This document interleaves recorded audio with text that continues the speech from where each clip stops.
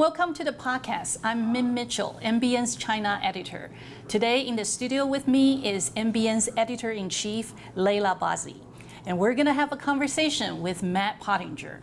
Matt is the chair of Foundation for Defense of Democracy's China program, and he was the former Deputy National Security Advisor under President Trump's first administration. Matt, it's great to have you with us.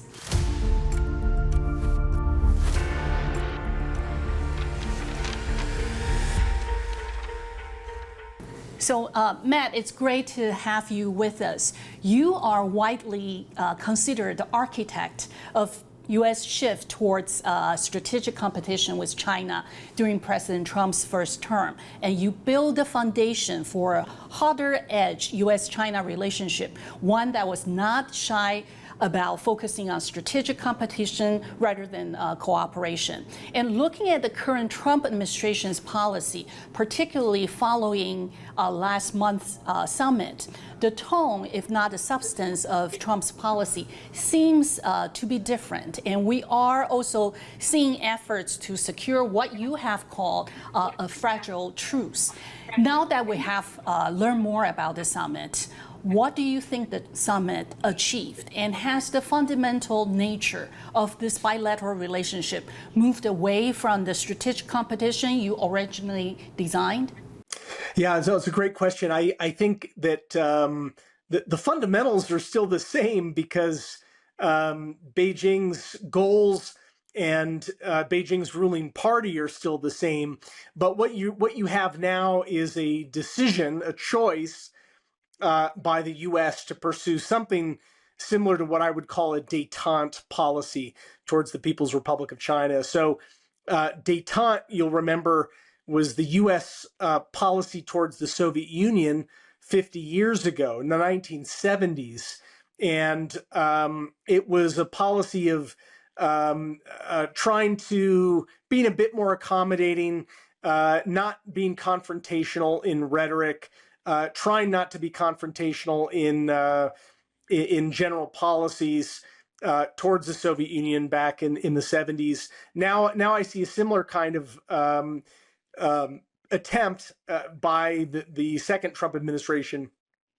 And the term that they're using is not détente, but rather constructive, strategic, stable ties. So Beijing has picked up on that. They're using a similar phrase. They're calling it constructive strategic stability. And Beijing is hoping that this becomes sort of a new normal in the American approach towards China. In fact, after the summit just a couple weeks ago, Beijing stated that it would like to see this become U.S. policy for the next 3 years and beyond. So President Trump and President Trump's successor. The problem with détente, even though there are rational reasons to pursue this kind of a policy right now, namely President Trump's got his hands full with all these other strategic priorities, including the war in Iran, as well as his Western Hemisphere policy with the removal of the criminal dictator Maduro from Venezuela, and a conversation under pressure. That is, the Cubans are under pressure, but also in a conversation with the Trump administration. So given all of that, there is an understandable tendency to not pursue a directly confrontational approach with Beijing. But the way that Leninist dictatorships work is that they tend to use détente as a period to become more aggressive, to try to expand their ambitions and pursue their ambitions in more assertive or even aggressive ways. And that's what I think we're going to see from Beijing. It's exactly what we saw from the Soviets in the 1970s until President Reagan came on the scene, at the beginning of the 1980s. How do you see going forward this would play out? And also, President Trump, did he change his view on China? You have worked with him closely, saw him in action. There was a lot of affinity this time between President Trump and President Xi. What's your take? Yeah, I don't think his approach or his fundamental assumptions have changed all that much. President Trump has always pursued sort of a open channel with dictators, because he realizes that those are the only people who make decisions that matter in those systems. And that's why in his first term, he met with Xi Jinping, I don't know, 5 times, had numerous phone calls with him. He would meet with Vladimir Putin. He met 3 times with Kim Jong-un. He was willing to meet with the Ayatollah or with the president of Iran, but they were too chicken to have those meetings on the Iranian side. So this is not new. President Trump likes to maintain that open channel in order to negotiate directly with dictators. What's a little bit different is that the team below him, his team is not pursuing quite as aggressive of a policy as you saw from people like Mike Pence, Vice President Pence, and Mike Pompeo, the Secretary of State, and all of President Trump's national security advisors. He had 4 of them, in his first term, and so yeah, that's a difference. You have a softer sort of rhetorical posture by his cabinet in the second term. That's new. That's definitely something to be watched. And when we talk about U.S.-China, there's a key factor, what's happening across the Taiwan Strait to Taiwan. And it's only becoming more complicated. You wrote a book about it. I got a Chinese copy here, The Boiling Moat, which is a fascinating read. And many people know Taiwan is important because Taiwan produces chips. And other than chips, tell our audience, why should the Middle East care about Taiwan? Yeah, well, look, Taiwan is, by some measures, the freest country in Asia, one of the freest countries in the world. It ranks above the United States in terms of freedom of speech, just the quality of its democracy is a beacon, really, for medium-sized countries worldwide, for any size country worldwide, and it's also a model for China historically, because it's a society that has cultural affinity with China. Mandarin is widely spoken there. There a lot of Taiwan people's heritage traces back. In many cases, centuries ago, it traces back to China. So, the fact that Taiwan has built such a remarkable democracy and such a much more prosperous society than mainland China under the communist dictatorship. It's an inspiration to the extent that people in the mainland have unfettered access, which is not easy for them to get, but to the extent that they know what's going on in Taiwan, it's a beacon for China. It's a example of what China could be, and that is to say, a more humane form of government than the imperial system that really is just continued under the communists. In fact, the old imperial system was more Chinese, in the Qing dynasty, than the current system in many ways in the mainland, because the mainland imported Marxism, Leninism, which is this really pretty brutal system imported from Europe that Europeans have discarded in the last century. So Taiwan is also important geographically. It's right there along what many call the first island chain.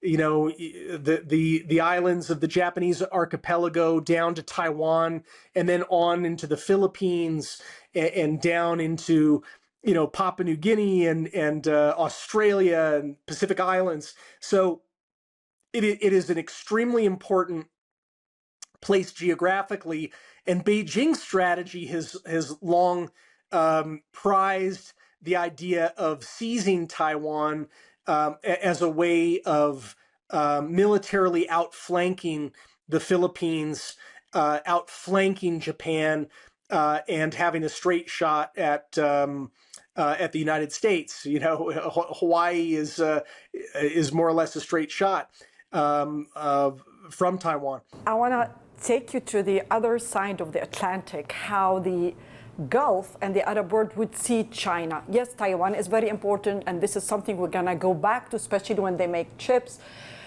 and how it's important for the technology. But I want to take you back of the perspective of the Gulf, and I want to see your take on it. For example, Saudi Arabia has spent decades building two different relationships. The military one with the US, so they can, which proved that US military did help Saudi Arabia and other Gulf countries to protect themselves, but at the same time, they were building this huge economy relationship with China.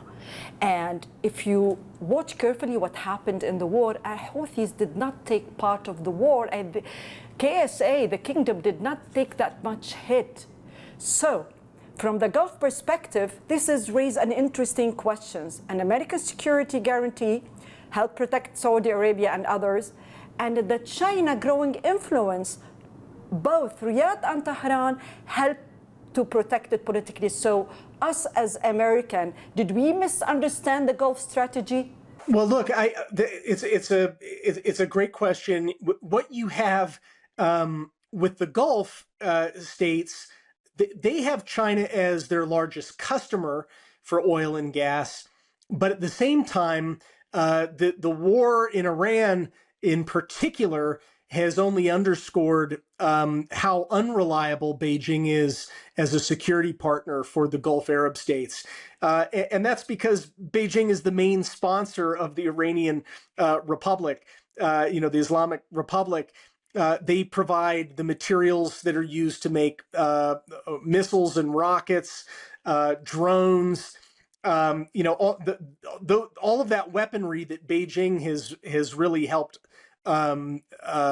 supply or underwrite has been used to attack Gulf states. Even though they had not attacked Iran, Iran just decided to attack everybody, almost like sort of a death blossom, shooting in all directions, attacking these countries. So I think that there's a wiser, sort of clear-eyed view of China in the aftermath of the late February war this year.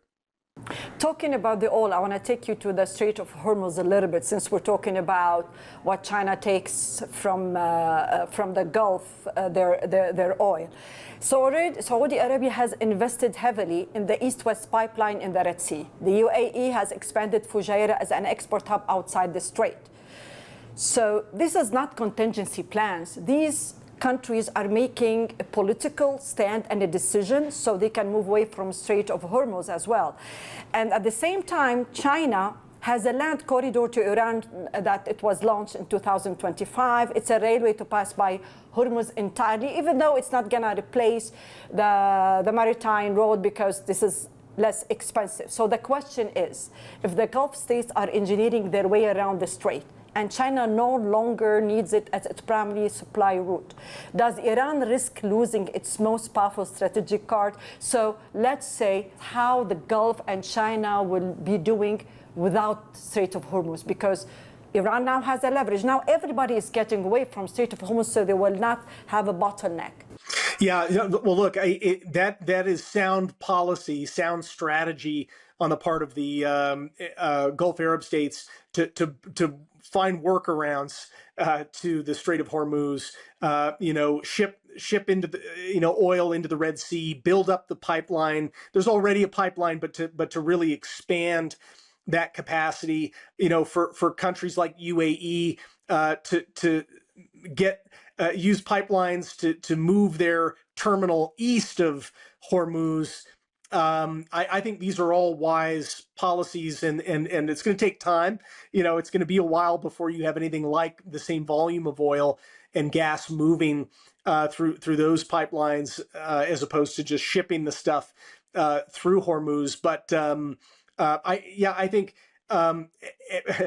over time, Hormuz will be less of a useful point of leverage for the Iranian regime. Right now, it's the only leverage they have other than terrorism. They're launching attack drones and missiles into hotels in Dubai and the rest. I mean, they attacked Oman. They attacked Qatar.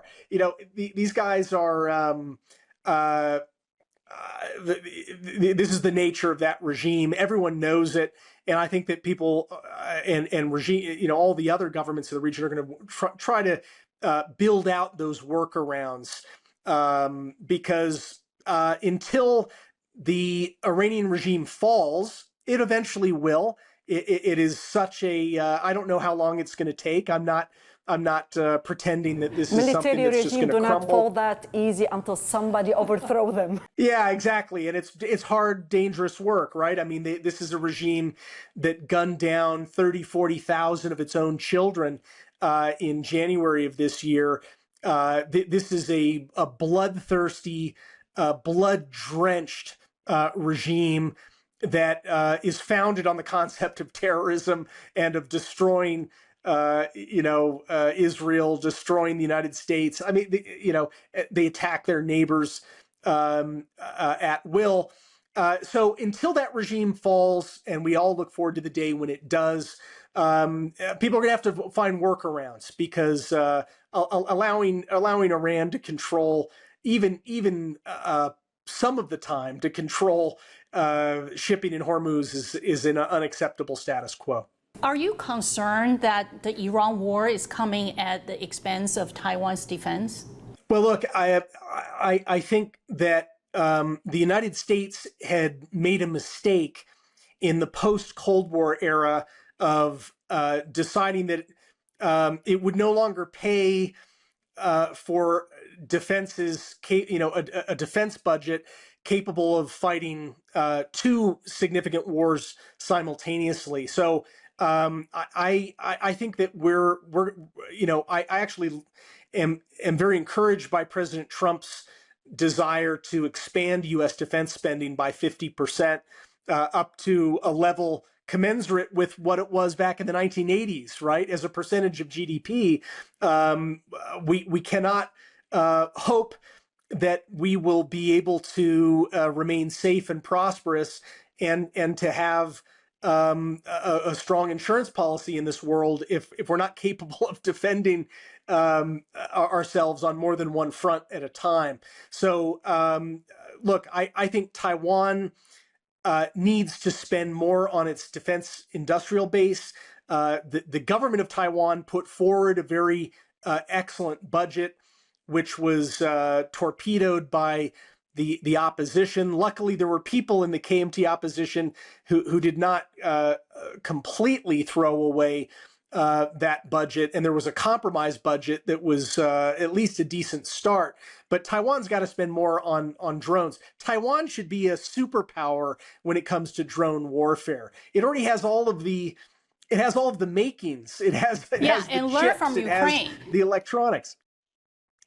Absolutely. If Ukraine can do it, Ukraine is going to build 7 or 8 million drones in the space of a year. They are a superpower when it comes to drone warfare. Taiwan should be able to do at least what Ukraine does in that department, but they're not yet making those steps. So that is Taiwan's responsibility. The U.S. responsibility has to be to expand our own defense industrial base to produce munitions fast enough that we can supply more than one theater at once. And that means helping Taiwan along the first island chain in the Western Pacific. And it means having enough munitions to be able to deal with this tyranny in Iran, which is, moving into its final stage. That is to say, that regime is, I'm quite hopeful that regime is doomed, even though it may take a good while. before this, we did the interview with you, me and Min, we were talking about the things that we want to address with you. I was telling her about my experience in Dubai. I was in Dubai less than a year back before the war. And what struck me is the application that they have in Dubai and how the China technology infrastructure is embedded in Dubai. There's this application where it can deliver everything for you wherever you go, but you have to put all your data. Oh my God, this is so scary. And most of the surveillance system is from China. This is where I want to ask you. So there is this American technology, and before I continue to the question, I want to let you know that the Arab world do not see China as this big threat. This is the soft power. It's about economy, and they do integrate in a very soft power way. Going back to the technology, so what you see is they are working with the US, and President Trump did these big deals once he came to the office in his second term with Saudi Arabia and the Gulf. But at the same time, China is in the building. They are also giving them the technology and all that. How do you see that we as an America, we can overbeat that? Yeah, sure. Well, look, UAE is an important partner of the United States, but it is not a democratic republic. And so, it is a monarchy of sorts. And I would just caution that teaming up with a totalitarian dictatorship in the form of the Chinese Communist Party is not a winning strategy for the long term, because people in UAE, I've met so many fabulous people from UAE. People don't want to be in a fishbowl under 24/7 surveillance, by any government, even a very capable and relatively sort of forward-looking government like what you have throughout the UAE. So at the end of the day, human dignity does demand a certain amount of privacy. Right? People make different choices. They make more aspirational choices that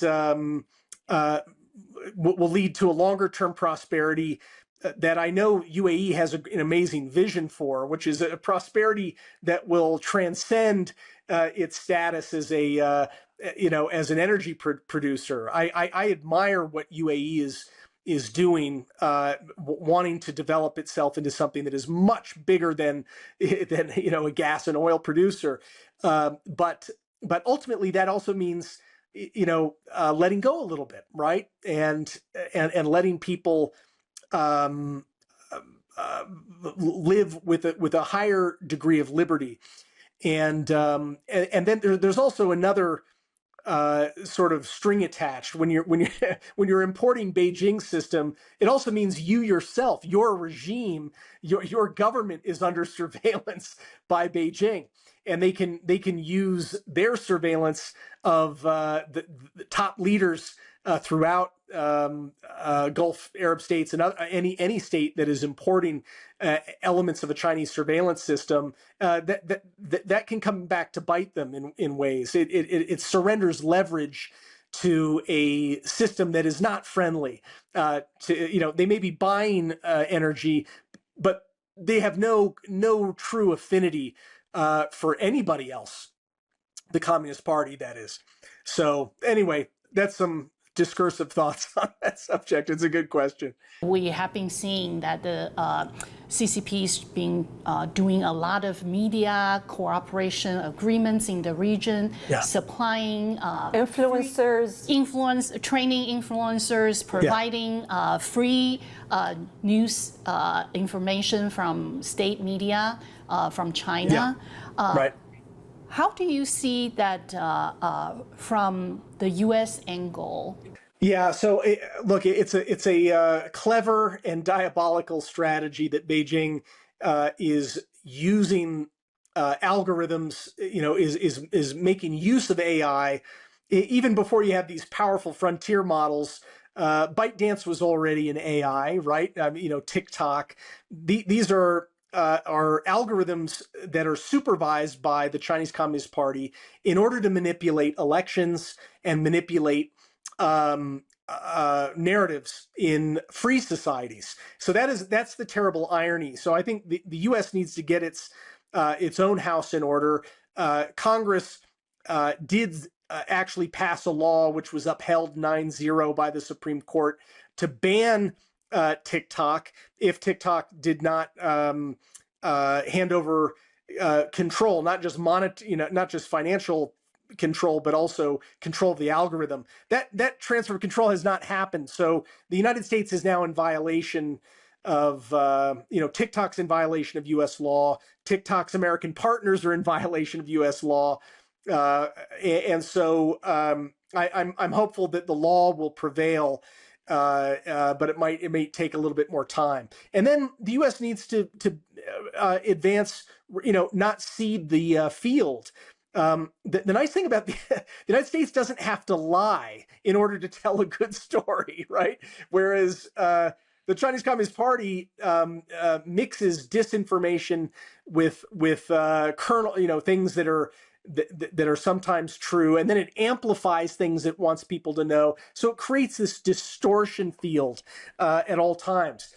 The U.S. just needs to get its voice out there and let Americans tell their own stories, give people inside of Iran, people inside of China access to these voices outside of their borders, because they all live in echo chambers in those systems. And the U.S. doesn't have to tell lies. It doesn't have to manipulate information. It just needs to let that conversation spill over into those borders. But that takes work. That takes investment. Yeah. Well, for one thing, we need to actually harness these incredible American technology companies. They're sort of sitting on the sidelines, right? The U.S. government is not putting effort into telling our story abroad, and we should be using technology in order to penetrate those firewalls in systems like the Russian system, which has become more and more heavily censored. Certainly, same thing in Iran, where the internet is switched off much of the time. In Beijing, the internet's on, but it's completely controlled. It's a walled, garden, but not the kind of garden I would want to spend much time in. But they're keeping out very effectively those stories and narratives and conversations that the rest of the world is having. I think we should make the United States should make a more concerted effort to try to penetrate those firewalls. Absolutely agree. We have the wherewithal to do this. It's a question of resolve. Yeah. Thank you so much, Matt, for your time and for sharing your insights with us today. Thank you very much. Thanks so much for having me.